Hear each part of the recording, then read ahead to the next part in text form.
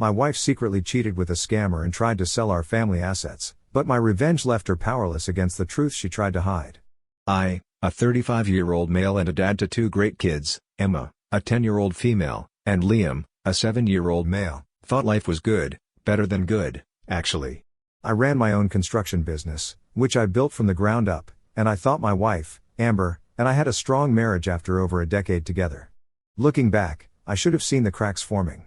It started with little things, stuff you'd brush off if you weren't paying attention. Amber would zone out more often, glued to her phone. Then, one morning, she looked at me over her coffee and said, "You're looking kind of pale. Are you feeling okay?" I shrugged it off. "Just overworked," I said, pouring myself another coffee, like that was going to fix everything.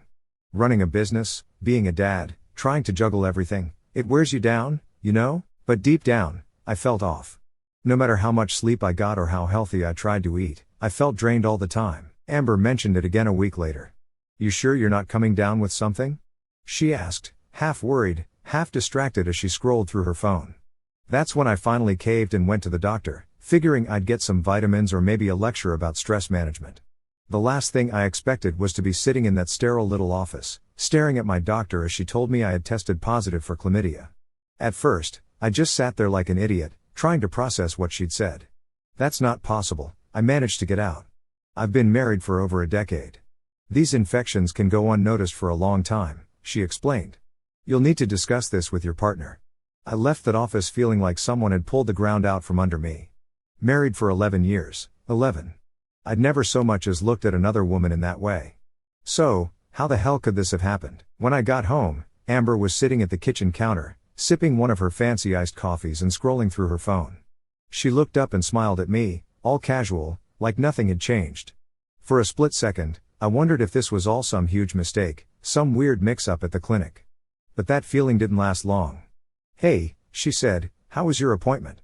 "Fine," I lied, forcing myself to sound normal. I wasn't ready to talk, not yet. If something was going on, I needed to know the truth before I opened the can of worms. By morning, I had a plan. If there was one thing I'd learned from running a business, it was not to make decisions without facts. So, I reached out to Rick, a private investigator I'd hired once for a messy contract dispute at work. "I need you to look into something personal," I told him. "It's about my wife. I don't want to jump to conclusions, but something's not adding up." Rick didn't ask a lot of questions. "Send me everything you've got," he said. "Give me a week." For the next few days, I acted like nothing was wrong. I went to work, helped the kids with their homework, and even laughed at Amber's stories about her day. But inside, I was a mess. Every time she smiled at me, I felt this knot in my stomach, like I was living with a stranger. When Rick called me a week later, I wasn't ready for what he had to say, but at the same time, I was. "You were right to be suspicious," he told me. "Your wife's been meeting up with someone, a guy named Derek." Hearing the name felt like a punch to the gut. Derek, some guy I didn't even know, was suddenly the center of my world. Rick didn't stop there. They've been seeing each other for a few months now. It started at the gym, but it's escalated. Hotels, dinners, even trips to your family cabin. The cabin. That was supposed to be our family's getaway, a place where we made memories with the kids. Knowing she'd taken him there felt like the ultimate betrayal. I thanked Rick and hung up, my hands shaking. I didn't confront Amber that night or the next. Instead, I focused on getting my head straight. If this guy thought he could waltz into my life and wreck it, he had another thing coming. And Amber? She had no idea who she was messing with. Rick gave me the details, times, dates, even some pictures. Amber wasn't just meeting Derek for coffee or friendly chats, they were going full-on secret romance mode. But instead of confronting Amber, I kept my cool. I knew better than to blow up without a plan. I needed more proof, not just for my own sanity but for what might come next. Rick didn't just stop with the basics, he dug into Derek's background, and let me tell you, this guy was a real piece of work. He wasn't just some gym trainer who'd caught Amber's eye. No, he had a history, a long one. Turns out, Derek was a professional scam artist. His mo was finding women who were married, well off, or both, charming them, and bleeding them dry. He'd already conned 2 women out of their savings and skipped town when things got messy. It made my stomach turn. Amber wasn't just cheating, she was getting played. And if she thought Derek cared about her beyond the money, she was dead wrong. Rick's investigation also turned up something even worse. Amber had started funneling money out of our joint accounts, Little amounts at first, ones I wouldn't notice right away. 100 here, a couple hundred there.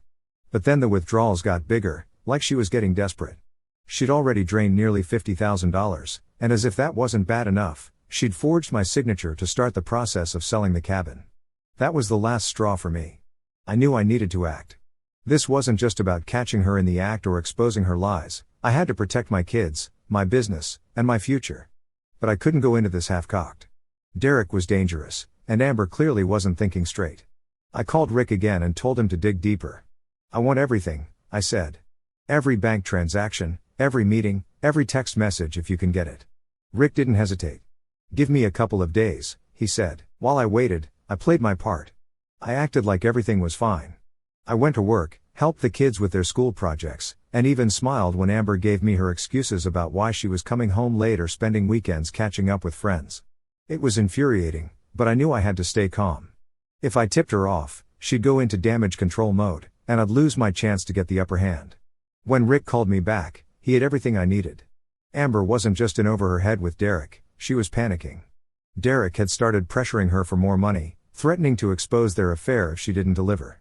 He had incriminating photos, texts, enough to blow up her life if he wanted to. She was scrambling to keep him happy, even at the cost of everything we'd built together. I sat down with Rick and laid out my plan.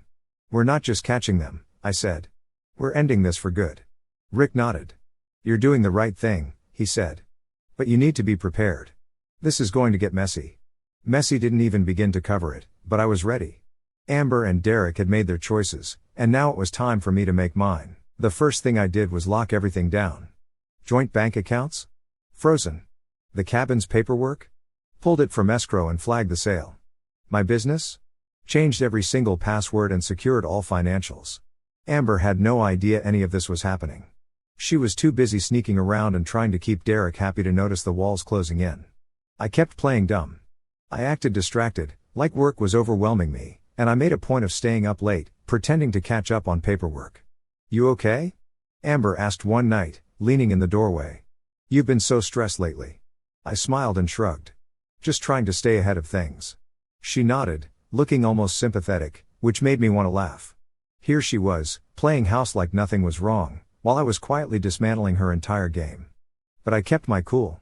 I knew better than to tip my hand too early. Derek, true to form, was starting to lose patience. He wanted more money, and Amber was running out of options.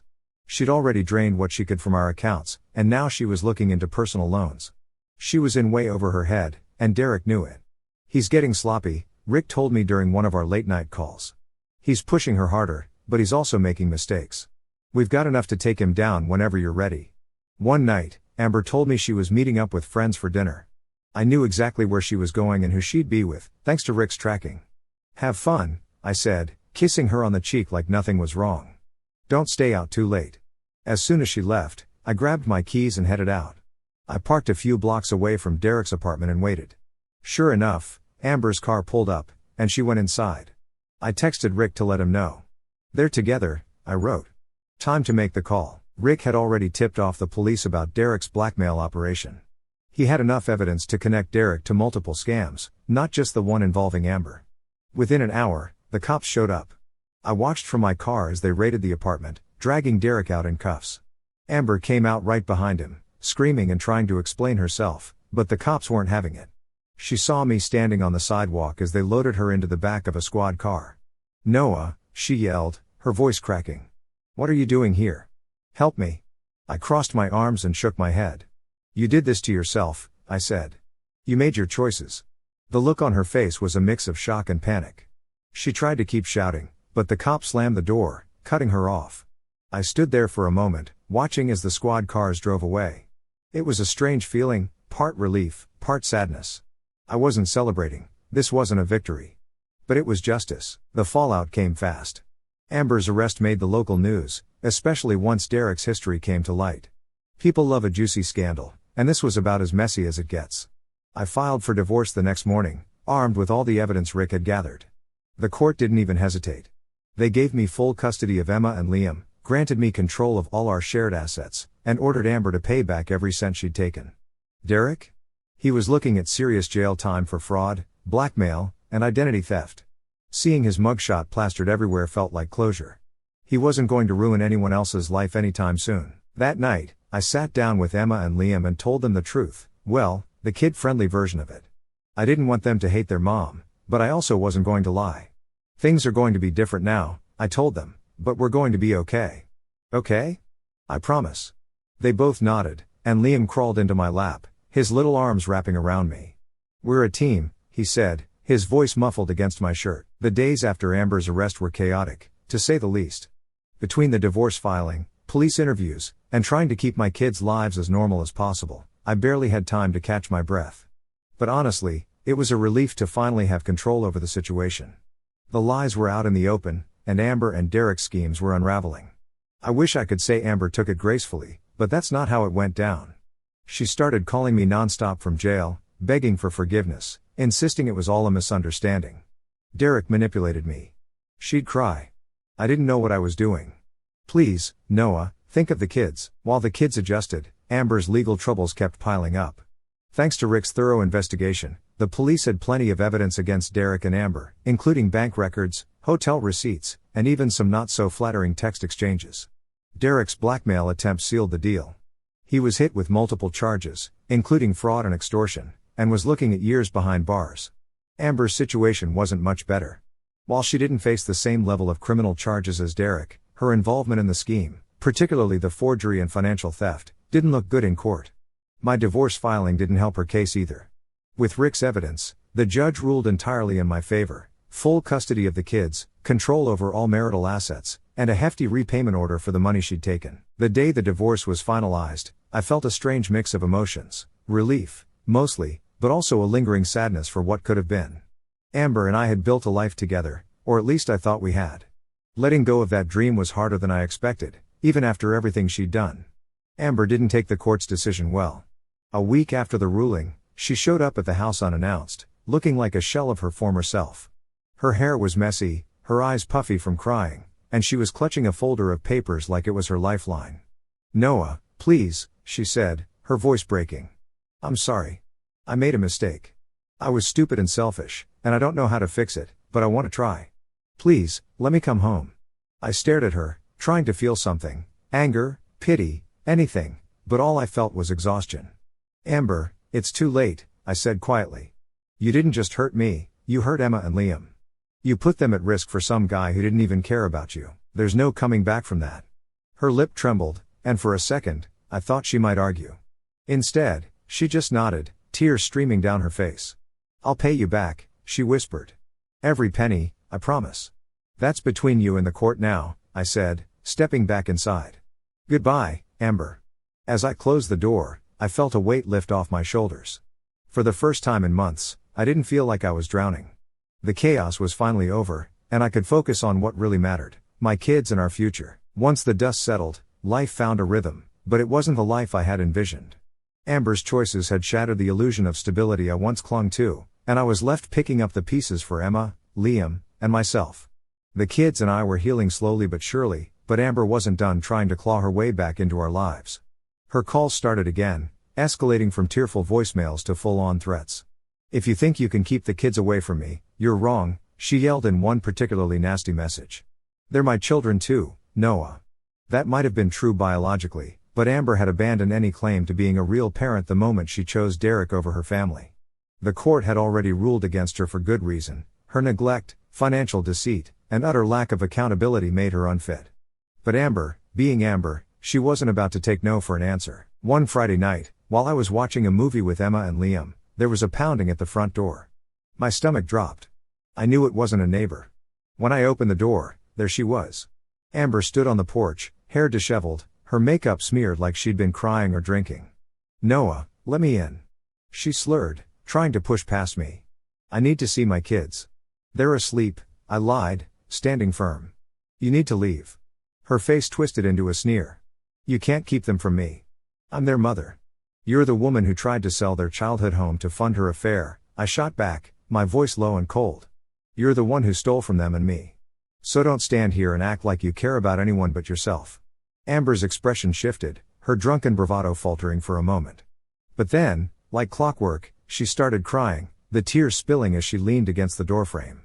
I made mistakes, Noah, she sobbed. But I love you. I love us. Please, let me come home. We can fix this. There it was, the same manipulative play she'd been running for months, banking on my sympathy to weasel her way back in. But I wasn't falling for it this time, not after everything she'd done. Amber, you don't love me, I said, stepping back and pulling the door with me. You love the life I gave you, the comfort, the money, the stability. But you threw all of that away, and now you're reaping what you sowed. Her tears turned to anger in an instant. You think you're better than me? She screamed, slamming her hand against the door. You're nothing without me. You wouldn't even have this house, this life, if it weren't for me. Get off my property before I call the cops, I said, my tone deadly calm.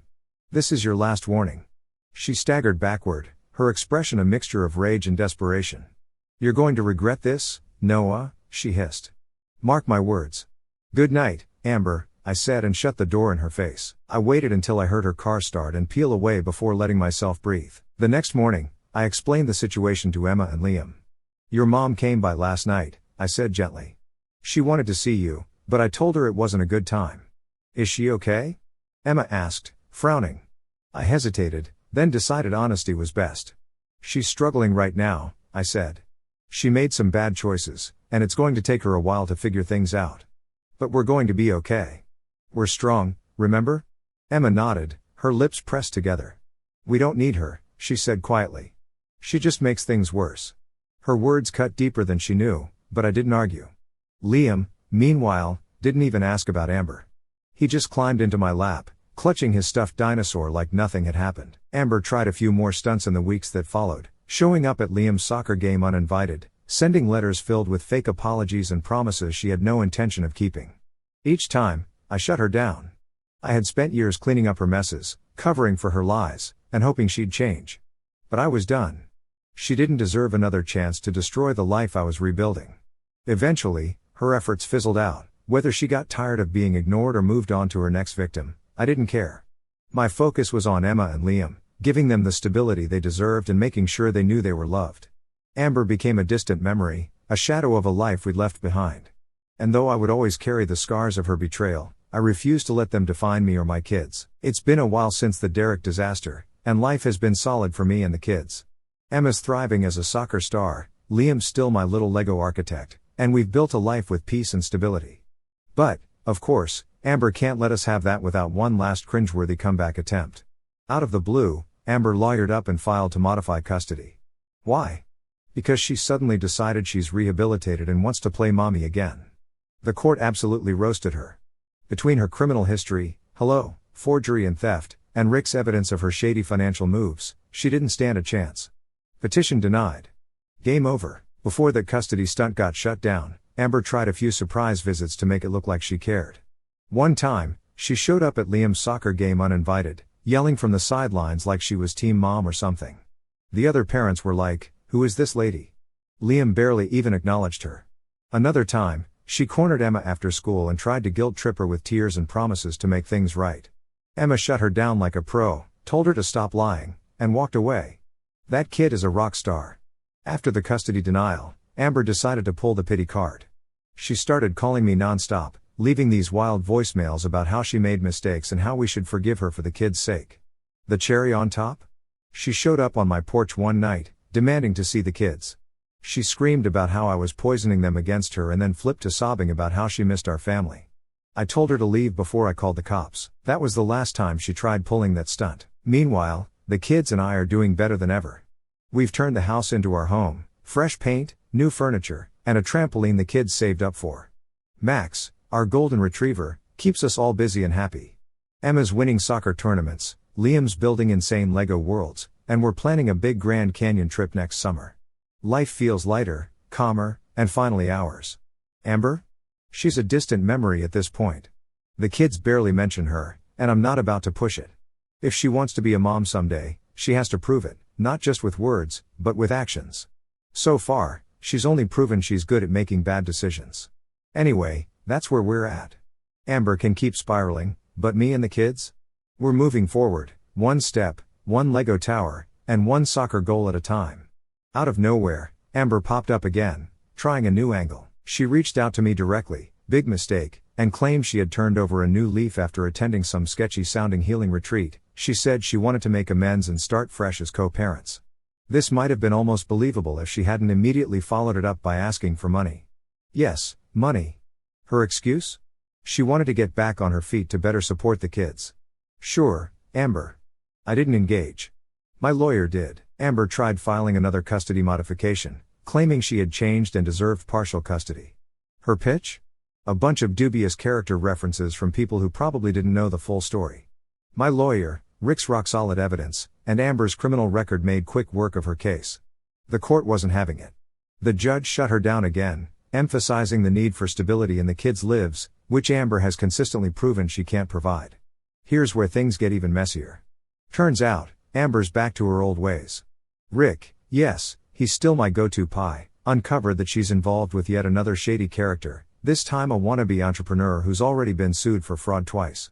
Amber seems to have a type. While this doesn't directly impact me and the kids, it's clear she's still chasing the same toxic cycle that got her into trouble in the first place. Emma and Liam are handling everything like champs. Amber has tried reaching out a few times, letters, random social media messages, even sending Liam a birthday card with cash in it, which he immediately handed to me, saying, "I don't want it."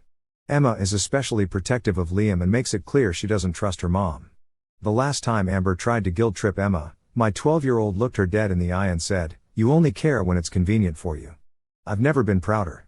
The kids and I have officially moved forward. We've turned our house into a true sanctuary. Emma picked out a new paint color for her room, purple, of course, and Liam's Lego empire now includes a theme park. We've also started a family tradition of Sunday hikes with Max, which the kids love. Next summer, we're still planning our Grand Canyon trip, and I'm working on surprising them with tickets to Disneyland too. Amber's influence has become nothing more than background noise. She occasionally pops up with her drama, but we're unfazed. My focus is on my kids and giving them the life they deserve, one free of lies, chaos, and betrayal. So, to anyone out there dealing with a similar situation, remember this: you can't control someone else's choices, but you can control how you respond to them. For me, that meant choosing peace, stability, and unconditional love for my kids. Amber can keep spiraling, but we're building something real, something she'll never touch again. Thanks for sticking with me through this journey, Reddit. Here's to brighter days ahead.